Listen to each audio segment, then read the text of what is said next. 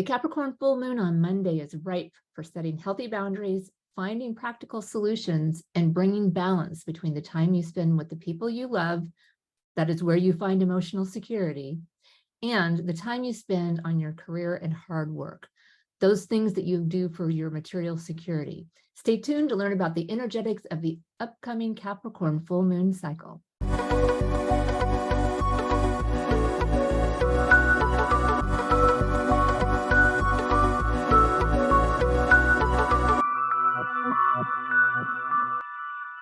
Hi, I'm Lori Barnes, the astrologer who helps people find their true calling. Today's video is about the Capricorn full moon and some of the important features that July holds for us, astrologically speaking. I'm going to talk about what the planets are doing at the full moon, the upcoming Venus retrograde, and the nodes changing signs. First, I want to share with you the date and time of the full moon. Over the weekend, the moon will still be growing, but it's not exactly full until Monday, July 3rd.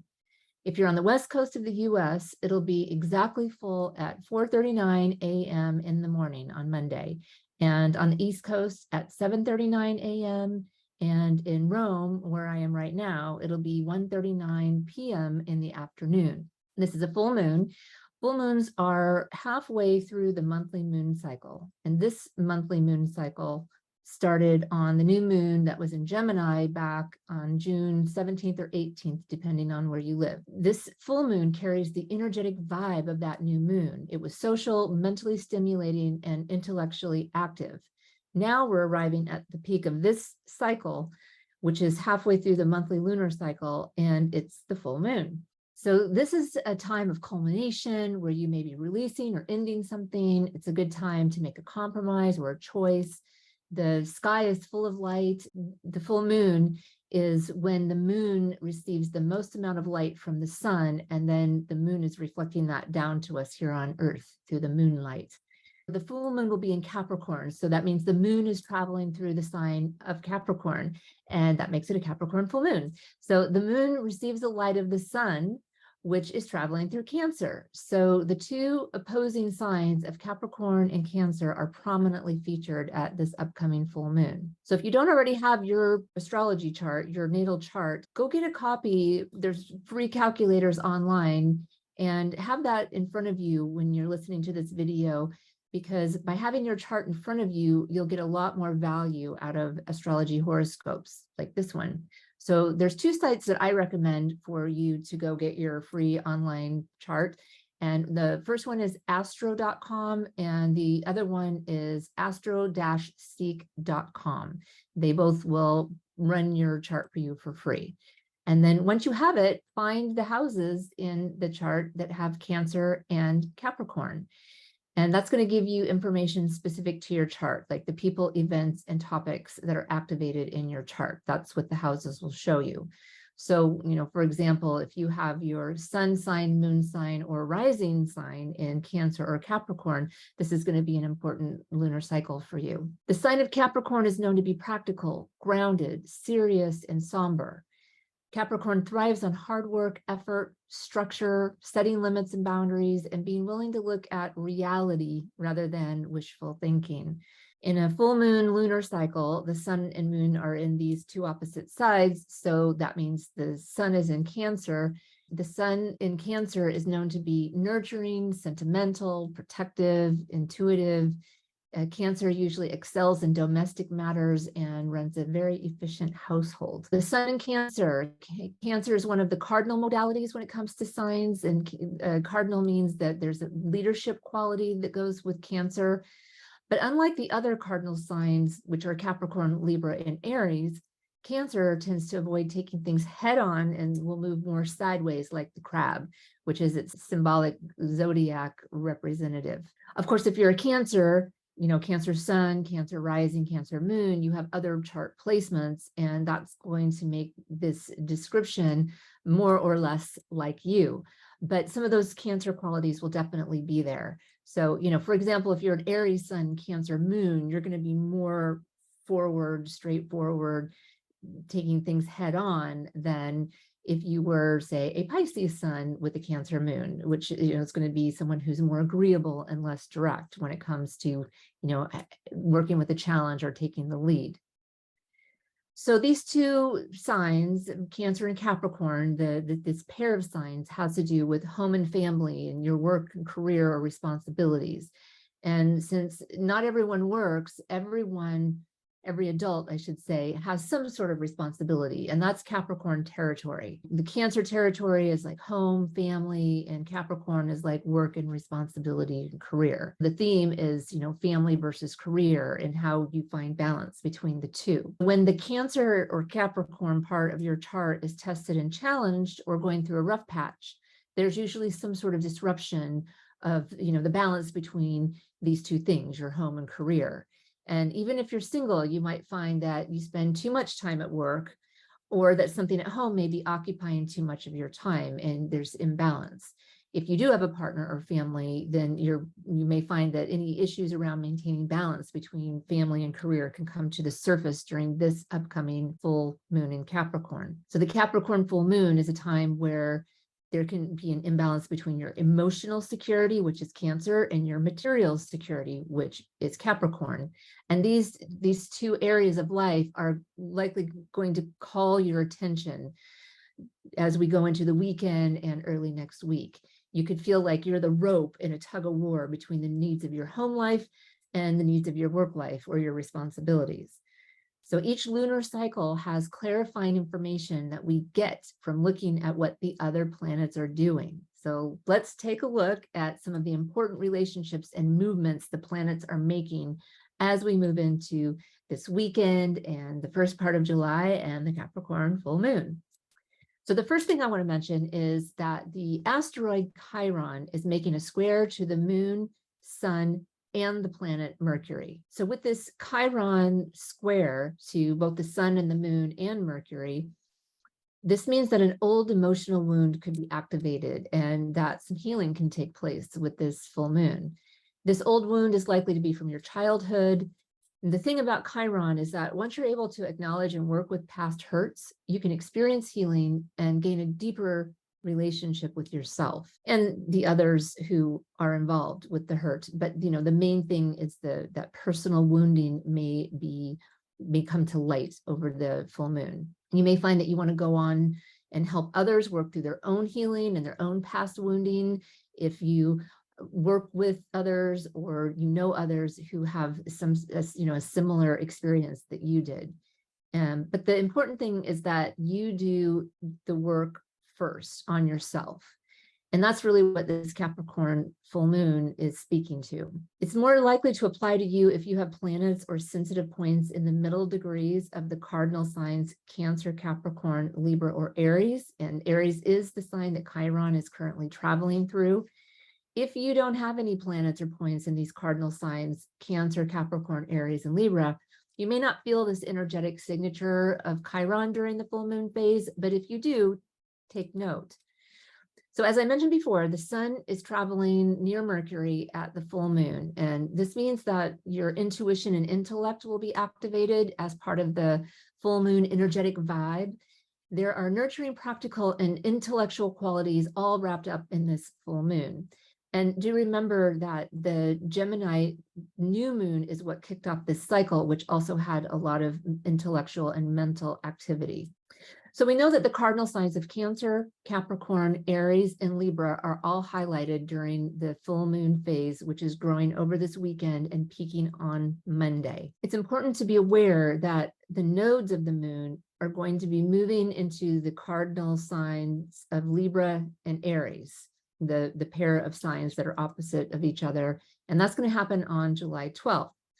The nodes change signs around every year and a half, and they usually travel retrograde. So unlike the planets that move forward usually, and then many of them retrograde, but the nodes are usually retrograde. So when we look at them moving through the zodiac, we're looking at them moving backwards or in the opposite direction that the planets move. That means that they will enter Libra and Aries in the last degree of the signs instead of the beginning. So those of you who have planets or points in any of these cardinal signs in the late degrees, you're going to have a significant activation in your chart. So again, the cardinal signs are Aries, Cancer, Libra, and Capricorn.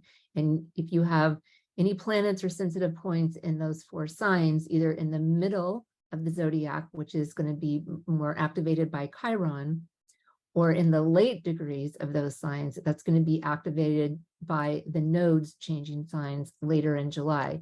And I'm mentioning that now because it's a pretty significant astrological event, and I want you to be aware of what's coming up. So the North Node, which is currently in Taurus, is going to go into Aries, and the South Node that is currently traveling through Scorpio is going to move into Libra. And as the nodes are changing signs, it's interesting because Venus and Mars are the rulers of the Taurus and Scorpio placements now, and they're also going to be the rulers when the nodes move into Libra and Aries. So what will happen is that the North Node, currently in Taurus and ruled by Venus, is going to move into Aries and then will be ruled by Mars. And then Mars, which is the current ruler of the South Node in Scorpio, is going to rule the North Node when it moves into Aries. Got that? So Venus and Mars will continue to be the rulers of the nodes, just switching North and South Node rulership. So the North Node, it has to do with gifts and talents that we were born with, and it represents a place of wounding or where healing is needed in this lifetime. Evolutionary astrologers associate the North Node with the past life and a starting point for continuing to grow and evolve in this life.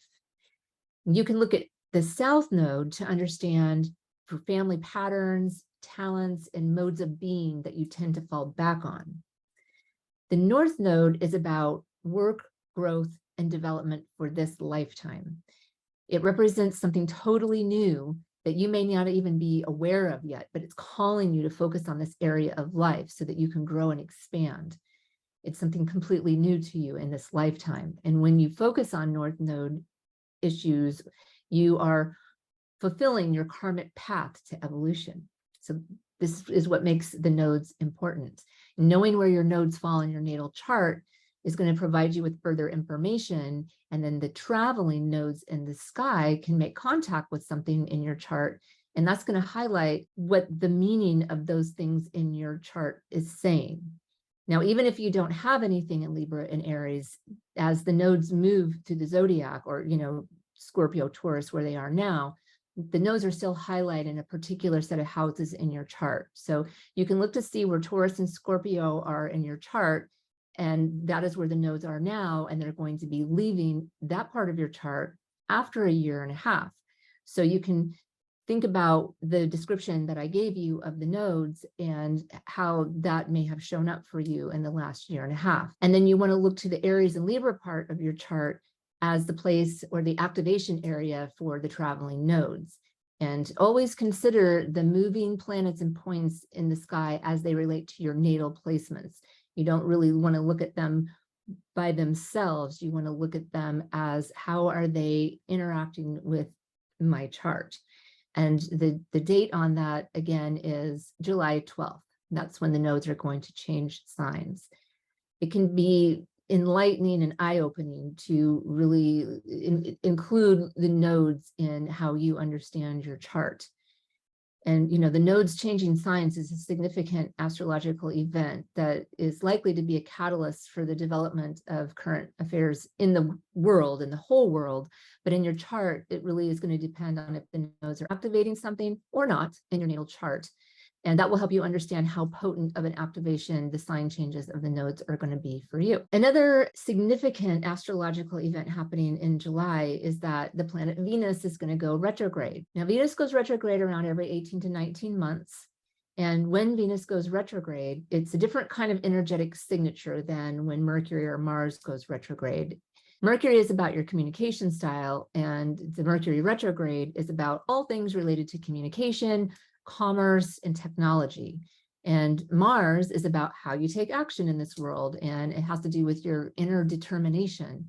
And the Mars retrograde is about aligning your actions with your soul, with your life purpose, and understanding what actions are needed and what needs to be cut out of life in order to allow you to fulfill the most important things. So all retrogrades have an introspective quality to them, and they expand how your natal placement can be understood. And this is done by taking a pause and evaluating what they represent in your chart. That's what you want to do under a retrograde. So the Venus retrograde is about taking an introspective look at your relating style. With Venus, and your relating style and relationships, it almost always has to do with someone else, right? So whether it's your partner or someone you work with, a family member. But if it does fall in your first house, like if you're a Leo rising, because Leo is the sign that Venus is going to go retrograde in, it's really going to highlight the relationship that you have with yourself. And I'll just take it through the houses to let you know the person topic that is likely to be activated under the Venus retrograde. So if it falls in your second house, it's going to be about your relationship with your money, your finances, and your possessions. It'll speak to your self-esteem and how you value yourself. If it's in your third house, it's going to have to do with your colleagues, your siblings, and the community around you. If it's in your fourth house, it'll be about family, land, and possibly a parent. If it's in your fifth house, it's going to be about your self-pleasure, how you find self-pleasure. Do you have enough of it? Do you have sexual partners? It'll be about your sexual partner, your children, anything creative, and anything that you conceive or create. Remembering that children is about creation because our human bodies create it, and it's one of the most amazing things in life that we can create. So that's all fifth house. If the Venus retrograde is in your sixth house, it'll be about your daily grind, where you feel like you slave away day to day.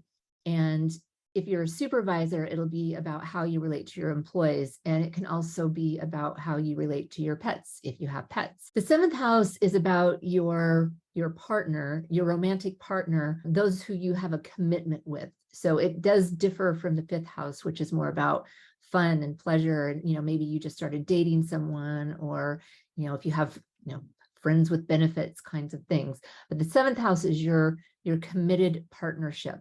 So if you're married, that's a business contract. Your spouse is definitely seventh house. Seventh house is also your business partner. And if you own your own business and you see clients, like if you're an astrologer, or if you're a coach, or if you're in any kind of solopreneur where it's you and you are the one contacting someone else that you're providing a service to, then your clients fall in this area. But it's not clients if you work for someone else. It's definitely not if you work for a business. It's not clients. Those are the clients of the business. So seventh house is your clients if you are the business owner. If Venus retrograde is in your eighth house, it'll have to do with creditors or money you're receiving from others, like an inheritance.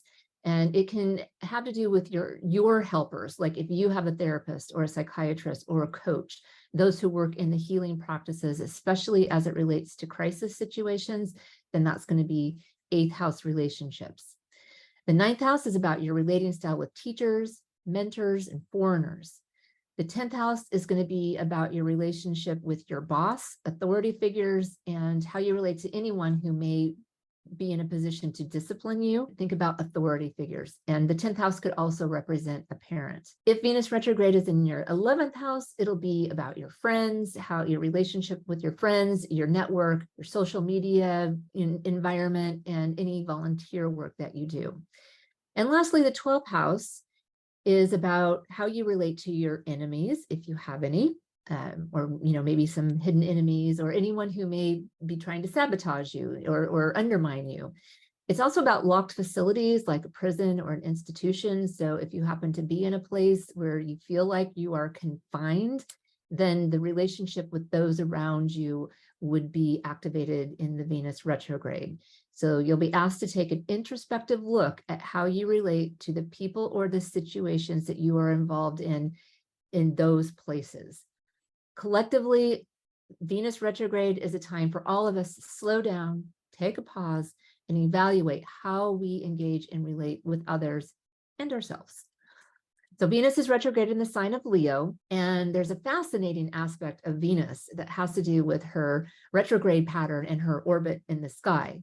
So Venus will retrograde to the same 5 signs over a long period of time. And Leo is one of those 5 signs right now.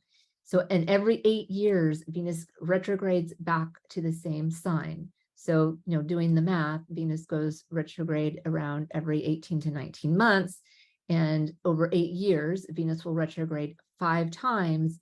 And every 8 years, it's those same 5 signs. Now, over a long period of time, it does eventually move to other signs.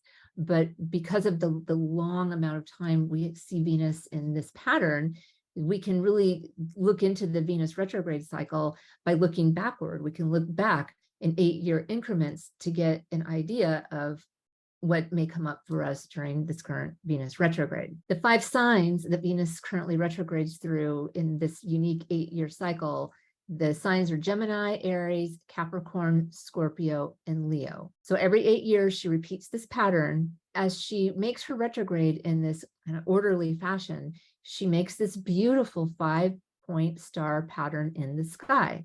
Okay, so as we move into the weekend and we get to the full moon in Capricorn on Monday, Venus and Mars will form a relationship with the planet Uranus. Now, Mars will form a relationship with Uranus before Venus and will actually be moving away when we get to the full moon, but it's still close enough to have a statement, a message during the full moon on Monday. And Venus is going to form an exact relationship with Uranus on Saturday, just 2 days before the full moon.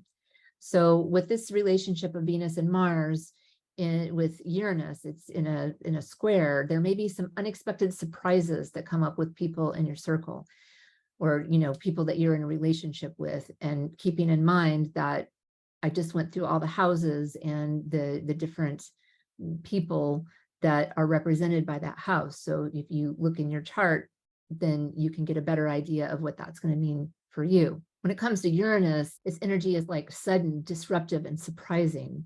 And now this can be experienced as good, bad, or surprising, but neutral. It doesn't have to be good or bad. It can just be neutral. It really depends on the circumstances in your life and what's being activated. It depends on where your relationships with others it stands right now. And your chart is definitely going to tell you the part of life or the people in life where you're most likely to experience some surprises. You want to look at the Leo part of your chart, where Venus and Mars are right now, and where Venus is going to go retrograde, and the Taurus part of your chart, where Uranus is traveling through right now and has been for a while. Uranus moves very slow. It's likely that whatever comes up for you during the days leading up to and right after the full moon, it's going to give you a preview of the themes, topics, and people that will be highlighted by the Venus retrograde. So the dates of the Venus retrograde, if you want to write them down, are July 22nd is when Venus goes retrograde, and it lasts until September 3rd when Venus goes direct. And remember that the most sensitive times for a retrograde are when the planet goes retrograde and when it goes direct. So those 2 dates are the most sensitive. So be extra aware of what is happening in your life as it relates to your relationships on those dates. Take note, like actually journal about it.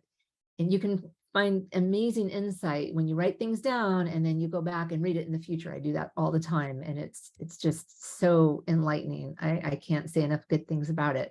Write down what happens, how you feel about it, what you're angry about, what you're happy about. This can give you clarity in 8 years when Venus retrogrades in Leo again around the same degree as what we're going to experience this year. And remember to look back 8 years, and if you journal already, check out your journal from 8 years ago and see what was going on, because that can also give you information about what you might experience again this year. Of course, your life circumstances are different. The planets in the sky are different. So it won't be the exact same thing, but there will carry over some flavors of what happened before, and you can learn from that. The last configuration I want to mention is between Jupiter and Saturn, and how they both relate with a sextile and a trine to the new moon in Capricorn and the sun and Mercury in Cancer. So sextiles, which is the 60-degree angle, sextiles have a vibe of ease and flow.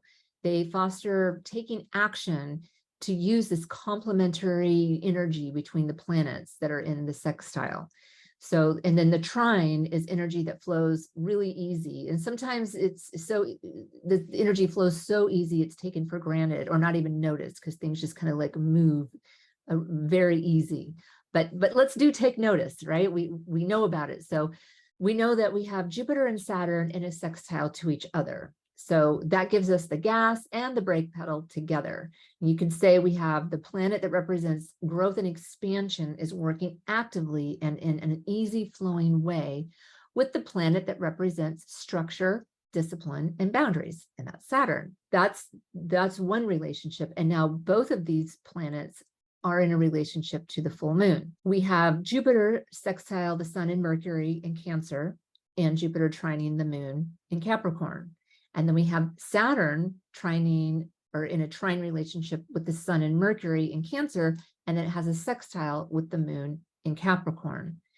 And so there's a lot of support between these planets for manifesting and for building structure and setting healthy boundaries. So this is I think a good time to take advantage of doing things that solidify, that put things into a good structure and building a really solid foundation to grow from. You want to look where you have the zodiac signs Taurus and Pisces, because Jupiter is in Taurus and Saturn is in Pisces. Where Pisces and Taurus can indicate where you have some supportive energy for what you're experiencing at the full moon. And it's an active energy. You can tap into this to push forward on the important things going on for you in your life right now. By looking at these signs in your chart, you can also get more information on how to tap into and take advantage of the Jupiter and Saturn sextile, because the houses are going to tell you what parts of life are activated by these planets being there, and go for it. You also can look to Saturn signs in your chart, which are Capricorn and Aquarius. And then you can look at the Jupiter signs in your chart, which are Pisces and Sagittarius.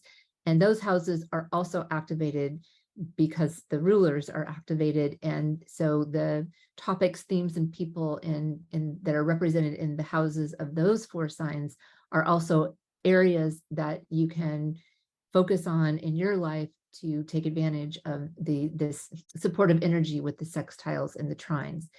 As you probably already know, with Saturn in Pisces, that's one of Jupiter's signs. And that means that Jupiter really wants to work with Saturn, and Saturn can benefit from this. Saturn traveling through your chart in Pisces is going to show you by the house where Pisces is in your chart, where you can benefit from setting healthy boundaries and building that structure and security in your life that I've been referring to. Also, remember that Capricorn is one of Saturn's signs, and that means that Saturn is the ruler of our Capricorn full moon. So this is auspicious. I think one of the best things you can get out of this Capricorn full moon is becoming aware of how well you are maintaining healthy boundaries with others in your life, or even with yourself. You know, like, do you say no when you need to say no, or do you say yes when you need to say no? So you may want to note on your calendar a couple of things. The first is that Mars is going to change signs. It's going to go into Virgo. It's going to go from Leo into Virgo on July 10th. And Mercury is going to change signs, and it's going to go into Leo on July 11th. So Mercury is going to be involved with Venus when Venus goes retrograde. So that will help with communication, when it comes to having any of those relationship conversations that are likely going to come up under the Venus retrograde. If you're looking for some activity ideas for the full moon, I have a few to share with you. You could do a full moon ritual involving the earth element. I actually wrote a full moon ritual for you. I have a free guide that you can grab off my website, and I'm going to make sure and include a link to that in the description below. Take some action towards building something important in your life, or add structure somewhere in your life where it's needed. And as it relates to your emotional security or your material security, it really depends on your situation and your needs. And your chart, where Capricorn and Cancer are in your chart, will give you more information on that. You may want to develop or learn a practical skill. That's a total Capricorn thing to do. And here's an idea for you. Inventory your emergency preparation kit, or kits, plural, depending on where you live and what you need them for. So if you already have one, replenish it. And if you don't have an emergency kit, create one. So, depending on where you are, you will have a different need. So like if you live where there's earthquakes, fires, cold or hot weather, near the beach, near a mountain, create something that that specifically relates to where you live and emergencies that you may run into. And also think about your car. Maybe you want to have an emergency kit that you have in your car, or maybe you want to have an emergency kit just for home, or just for work. It depends. Think about what you do in your life, what your day-to-day routines are, and create yourself an emergency kit. And if you say you want to do one for your car, you put in jumper cables and blankets, a water bottle, and some granola bars, for example. Okay, so for something more fun, you could watch a film or read a book about someone who overcame a big challenge in life. That's a very Capricorn Saturn thing to do. You could do something outside where you can touch your feet to the earth and to water. These are the two elements of the Capricorn full moon. Capricorn, Saturn, that's earth element, like literally touch your feet to the ground, take off your shoes and ground them on the earth. The sun in Cancer is a water sign. So, go to the beach. If you're near water, you can put your feet in the sand and then you can put your feet in water. So you're really taking in the elements of the full moon. Another thing you can do is a reality check around your finances or your long-term goals. Make an action plan and then actually go ahead and take some action, and then set clear boundaries where you need to in life. This is one of the main themes of the full moon. I've referred to that a few times, and the reason I keep coming back to that is because it's an important part of this upcoming full moon. Evaluate how in touch you are with your emotional side.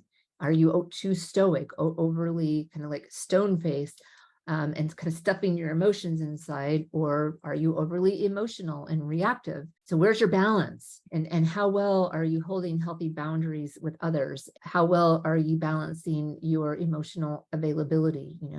You can be too emotionally available, or you can be not enough emotionally available, or you can be managing it in a balanced way in between. At the full moon, it's a good time to think about and to evaluate yourself, and it may be different with different areas of your life, right? So think about the different people in the different areas of your life. Think about, do you allow yourself to be vulnerable with those you love, or do you open yourself to being vulnerable with anyone, putting yourself somewhat in danger of being taken advantage of? So take some time to sit down with these questions and journal about them. Take a look at the balance you're maintaining in life between your home and your public life. This full moon in Capricorn is a perfect time to engage in healthy boundary setting that you can maintain over time, because Saturn, Capricorn, they're about longevity. They're about the long term. So it's about putting things, structure into place, not just for the next few weeks or months, but something that really can stand the test of time. As Doreen Virtue says, boundaries are part of self-care. They're healthy, normal, and necessary, right? I love that quote. And, it's okay to say no. Like, this is a moon where you can think about how often you say yes when you really want to say no. So, it's okay to say no. And I'm going to give you one more quote. This one is from Bryant McGill, and he says that you best teach others about healthy boundaries by enforcing your own. That's a good one, right? Okay, I want to thank you so much for joining me today and watching the video on the Capricorn full moon. I'll be back with a video for you in mid-July for the Cancer new moon that will happen on Monday, July 17th. And in that video, I'll also talk more about the Venus retrograde. If you have any questions or thoughts on what I've talked about today, please feel free to leave them in the comments below, and hit the like button if you've enjoyed this video, and subscribe to my channel. I'd really appreciate that. You can book a consultation with me at LoriBarnesAstrology.com, or email me at hello@LoriBarnesAstrology.com. That's LoriBarnes astrology.com. And I would be happy to help you understand the node change and Venus retrograde and any of the moon phases, and how that works with your natal chart. Okay, thanks again, and I'll see you next time. Ciao.